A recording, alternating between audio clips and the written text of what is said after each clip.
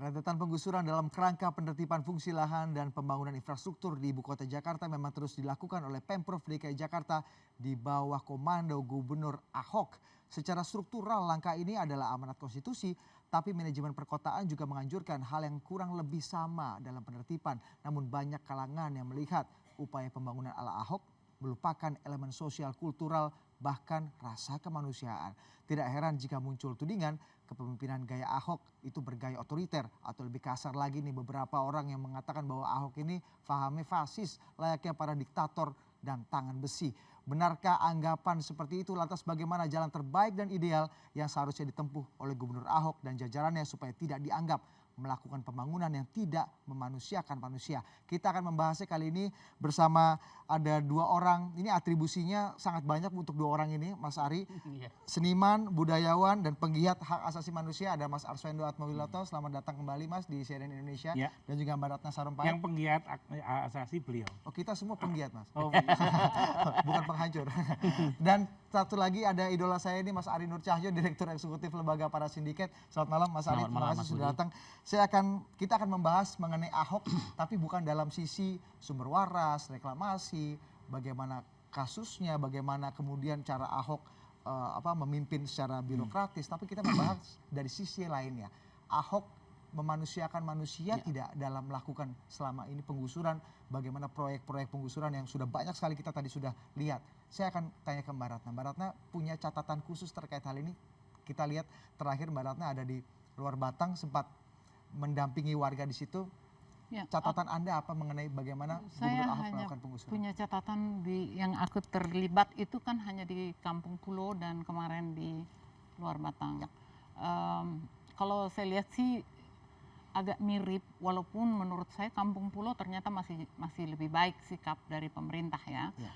Tapi kalau kemarin luar Batang itu sebenarnya apa yang kita dengar bahwa mereka dipindah ke tempat yang lebih layak, mereka itu siapa ya? Yang dipindah itu hanya 100 lebih kakak, dan itu pun masih ada 30 kakak yang masih terlantar karena tidak ada tempat ya. Jadi dan yang si 100 lebih kakak ini adalah mereka yang mengontrak.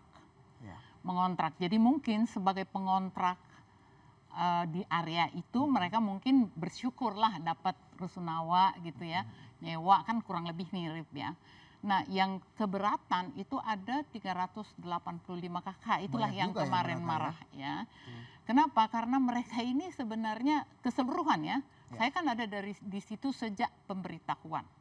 Jadi dari awal tuh tidak ada sosialisasi. Itu dulu ya, sosialisasi. Lalu sosialisasi itu sebenarnya maksud saya harusnya kan terjadi dialog.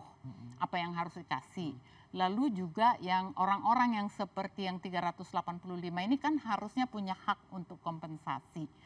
Katakanlah mereka tidak punya sertifikat tetapi mereka punya bangunan, mereka punya usia yang panjang merawat tempat itu gitu.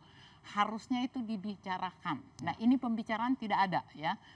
Di pemberitahuan itu tanggal 24. Jadi masalah sosialisasi dan komunikasi ini jadi problem penting nih. Ya, problem dan ada pembohongan ya kalau menurut saya itu karena pada hari H itu kita menerima rilis dari Sudin Kominfo atau apalah gitu yang mengatakan sudah direlokasi sebanyak 300 kakak, lalu katanya sudah dipindahkan ke sekolah, sudah didaftarkan di sekian banyak sekolah.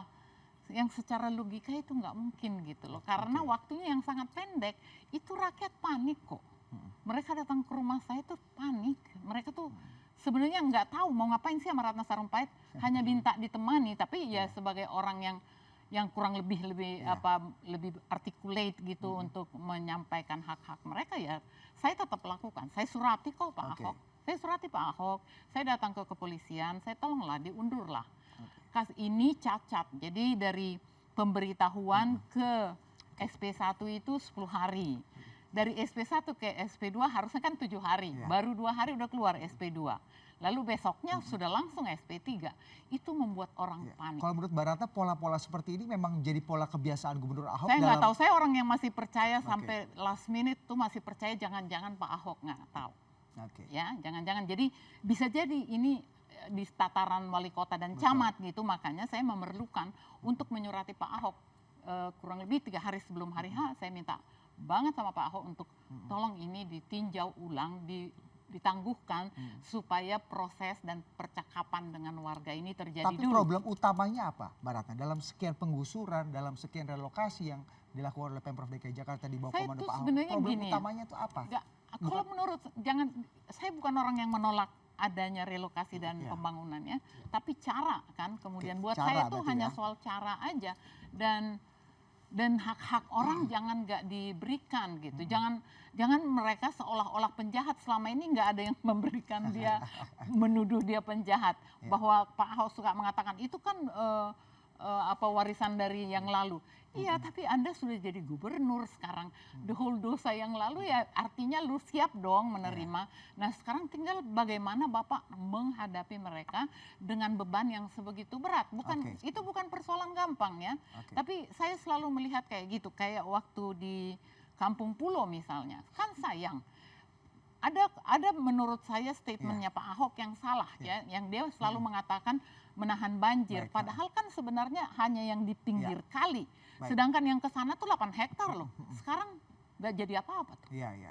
Itu Jadi teror yang dialami warga justru impact-nya lebih too much gitulah untuk sesuatu kebenaran gitu. Saya akan ke Mas Ars. Mas Ars, Anda melihatnya dari sisi budaya, bagaimana pemimpin kemudian melakukan atau menerapkan kebijakannya dengan pendekatan budaya yang lebih secara kultur lebih menarik. Kalau kita lihat tadi Mbak Ratna mengkritisi bagaimana cara Pak Ahok tidak punya sosialisasi yang baik, komunikasinya jelek, terjadi pembohongan, bahkan caranya juga. Aku nggak bilang Pak Ahok loh, pemerintah. Maksudnya itu pemerintah kemarin dalam kasus Luar Batang. Saya simpulkan Pak Ahok, karena pemerintah yang menggusur Pak Ahok. Enggak, nanti kamu yang bilang Pak Ahok, aku loh yang dibully.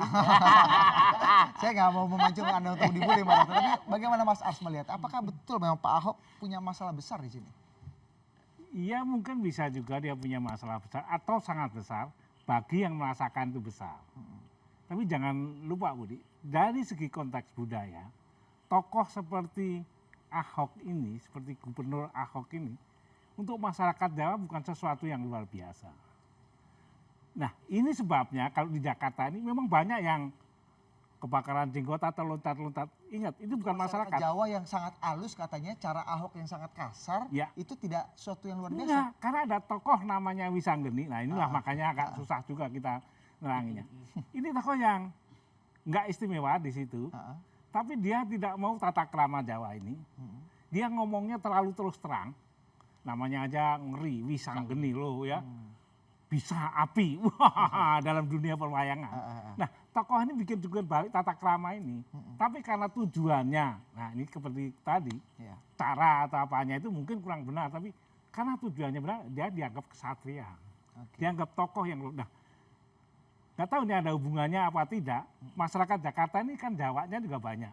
Artinya mereka nggak terlalu kaget dengan ada tokoh seperti Ahok ini. Dan ini menurut saya modal yang luar biasa sekali. Media dalam hal tertentu dekat sama Ahok. Kita mungkin sudah berapa kali kita duduk di sini membicarakan yang dekat dalam artinya saya klarifikasi ini Ahok. Nah nanti dulu kedekatan ini menarik. Kedekatan kultural atau kedekatan ekonomi? Kultural, kita akan bicara dari pendekatan yang lain Mbak Ratna. Bagaimana cara kemudian pemimpin ini melakukan relokasi dengan pendekatan yang berbeda. Ini yang akan kita bahas. Kita bahas tadi Mas Ars sudah mengapresiasi bagaimana langkah Ahok yang meskipun memiliki cara-cara yang dianggap kurang berkenan atau kurang benar, tapi ternyata punya dampak yang diterima oleh acceptance-nya ada di masyarakat. Saya akan lihat secara politik misalnya Mas Ari, bagaimana acceptance Ahok kemudian secara sosial politik dengan apa yang dilakukan selama 2 tahun ini. Banyak sekali, 13 kali penggusuran masif yang dilakukan oleh Gubernur Ahok. Tapi ternyata kita akan bandingkan dengan hasil elektabilitas dan juga acceptance publik secara politik terhadap Gubernur Ahok. Kita akan bahas